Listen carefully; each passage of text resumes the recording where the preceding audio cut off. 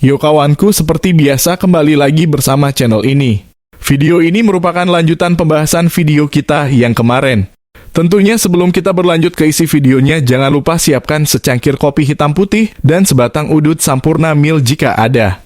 Dan jangan lupa juga pasang sound system di ponsel Anda agar suaranya lebih terdengar sedikit agak ngebas. Oke, mari kita masuk ke videonya, let's go!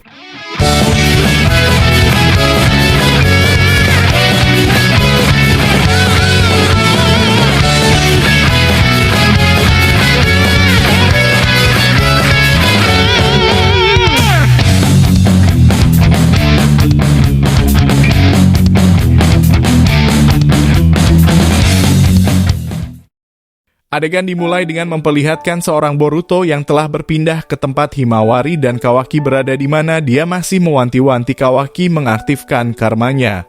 Kawaki awalnya ingin menyerang lagi seorang Boruto, akan tetapi tiba-tiba dia mendapatkan panggilan dari Shikamaru yang berkata, hentikan apa yang kau lakukan terhadap Boruto Kawaki.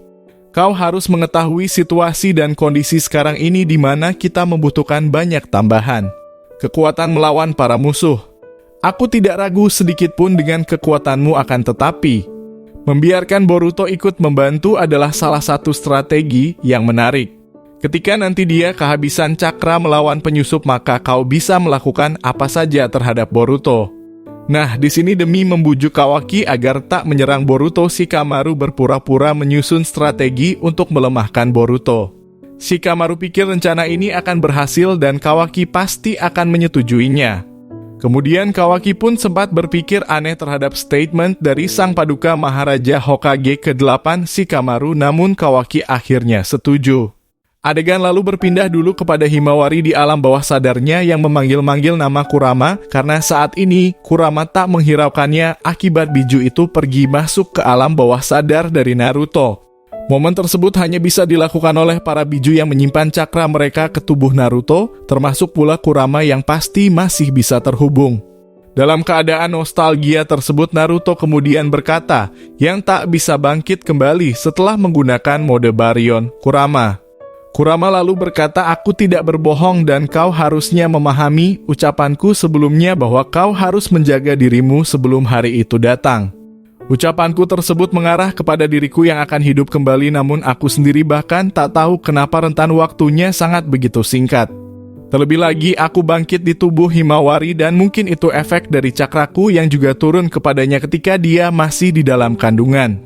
Dan setelah mengamatinya selama 3 tahun ini, kini aku menyadari bahwa cakranya begitu terikat kuat denganku.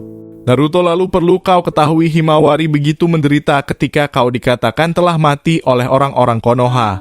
Naruto seketika kaget setelah mendengar kabar bahwa dia dikatakan telah mati. Naruto bertanya, apa maksudmu dengan aku yang telah mati?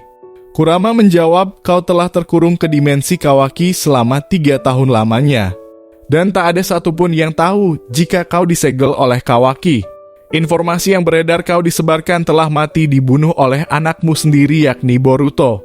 Di dalam dimensi itu kau tidak bertambah tua, merasakan sebuah lapar ataupun mati meskipun waktu terus berjalan selama 3 tahun ini. Naruto sontak syok mendengar kabar tersebut, bahkan dia langsung bisa menyimpulkan jika semua itu adalah ulah dari Kawaki yang sengaja membuat Boruto menjadi kambing hitam demi memusnahkan anaknya. Lalu sebelum momen mereka berlanjut, adegan berpindah dulu kepada seorang Code yang berhasil melarikan diri dari para Otsutsuki baru tersebut. Code terbaring terluka setelah bertarung dengan Kawaki dan Boruto. Dengan kekuatan terakhirnya, dia membuka portal ke dimensi lain dan masuk ke dalamnya. Lalu kemudian kita diperlihatkan Code terbangun di dalam sebuah ruangan kuno yang dipenuhi artefak dan teknologi canggih. Tiba-tiba suara misterius terdengar, sontak membuat Code kebingungan dengan suara tersebut. Dan ternyata sosok suara misterius itu adalah suara dari Isshiki. Lalu Isshiki berkata, selamat datang. Code, aku adalah sisa dari kesadaran Isshiki Otsutsuki. Aku bisa membantumu mencapai kekuatan yang kau inginkan. Lalu Code bertanya, Isshiki, kau seharusnya sudah mati, mengapa aku harus mempercayaimu? Kemudian Isshiki menjawab, aku tahu kau ingin membalas dendam. Dengan aliansi kita, kau bisa mendapatkan kekuatan untuk mengalahkan para shinobi dan bahkan para Otsutsuki. Lalu Code bertanya lagi dengan ekspresi yang masih tidak percaya. Dia mengatakan, apa yang harus aku lakukan? Isiki pun menjawab, gunakan artefak kuno ini, dengan mereka kau akan menjadi lebih kuat dari yang pernah kau bayangkan. Lalu setelah menyampaikan omongan itu, suara Isiki itu pun langsung lenyap dan menghilang. Sementara itu terlihat Otsutsuki yang tiba-tiba bisa melihat Code yang sedang berada di dimensi itu. Lalu Code dengan ekspresi gemetar dia berkata, sial, bertemu dengan 4 Shinju saja aku telah merasakan kehebatan mereka, apalagi ini aku malah bertemu dengan beberapa Otsutsuki murni. Ini benar-benar gila dan untung saja aku masih sempat melarikan diri dari mereka. Kemudian adegan memperlihatkan ketua Otsutsuki yang sekali lagi kita sebut sebagai Kang Rohim menjelaskan ke anggotanya bahwa mereka akan tetap mencari jejak seorang Kode. Dia berkata karma putih serta jutsu limiter tersebut benar-benar membuatku juga sedikit curiga besar kepada dia. Kemungkinan salah satu orang yang kita cari telah memberikan karma tersebut kepada manusia dan jika demikian bisa disimpulkan bahwa dia telah mati lalu berusaha bangkit di tubuh manusia tadi. Anggota Otsutsuki lain lalu berkata, meskipun ini adalah sesuatu yang baru kita dapat, namun kita rasa tak perlu menguras cakra kita selama pencarian tersebut. Tetapi tetap saja aku tak respect ke Momoshiki lagi karena dia tergila-gila untuk mengejar Kaguya perempuan laknat yang bermata 3 itu yang tak pernah kembali mencari buah cakra. Rohim lalu berkata, meskipun kau sedarah dengan Kaguya, Momoshiki tak peduli dengan itu dan kau pasti tahu bahwa dia dari kalangan bangsawan atas.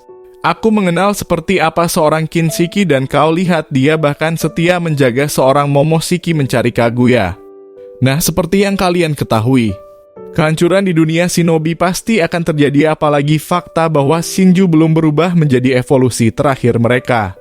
Saat ini ada beberapa musuh yang belum memperlihatkan taji mereka, di antara lain adalah perubahan terakhir dari Shinju.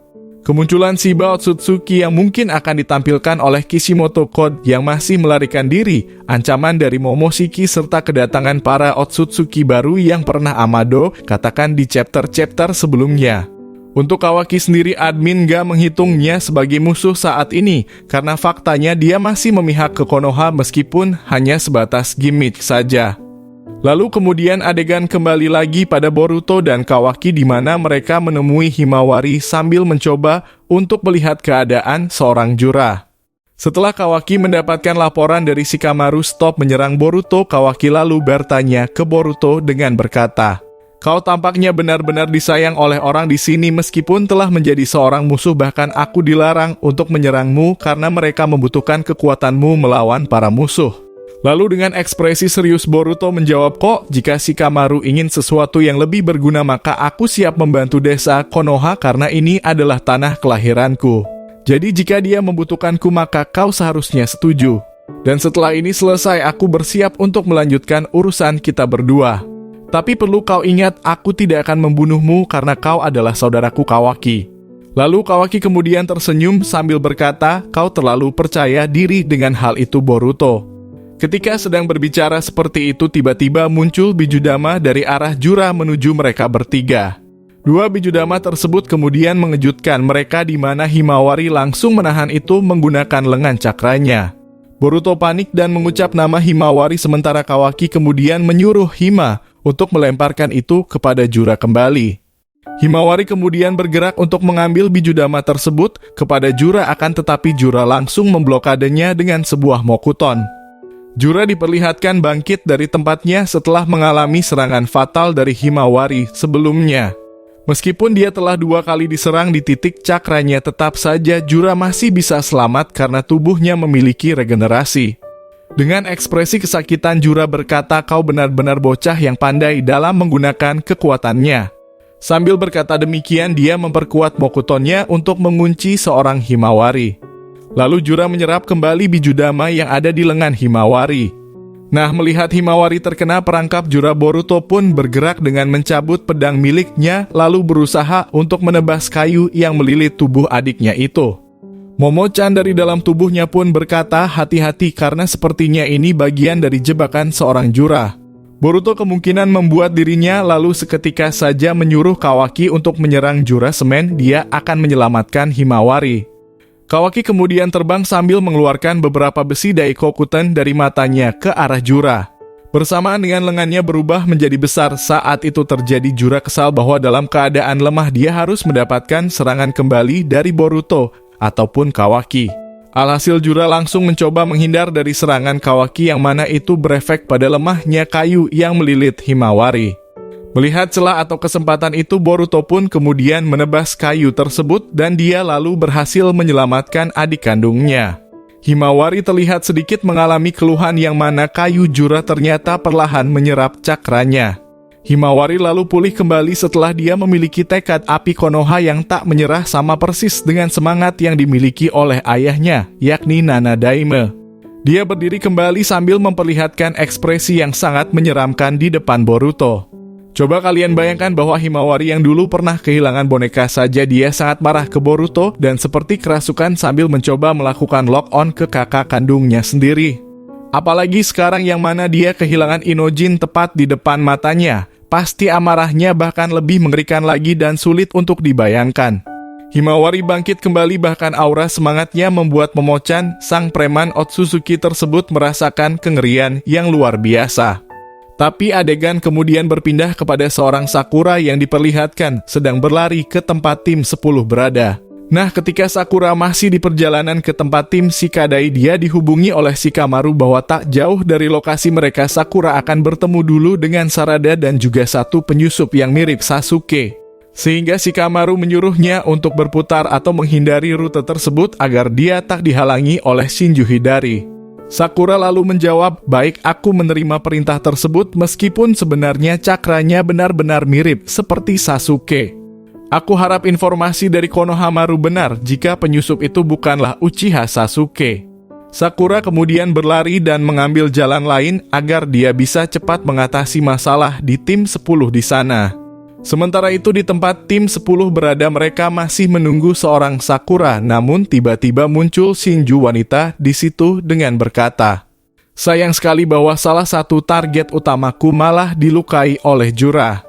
Orochimaru Shikadai maupun Sai dengan beberapa anggota Anbunya sontak mendengar ucapan yang asing tersebut ketika mereka melihat ke arah Shinju Matsuri yang telah ada di sana sambil membuat segel tangan sebuah jutsu.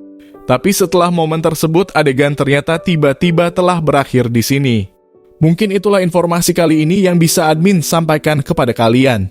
Masih banyak hal-hal yang akan terjadi ke depannya yang akan admin bahas tuntas di channel ini. Jika kalian suka dengan prediksi serta teori dan fakta di channel ini, jangan lupa tetap stay di sini. Dan yang sudah subscribe, admin doakan semoga tergolong orang yang ahli surga, amin. Sampai jumpa di video selanjutnya. Terima kasih sudah menonton.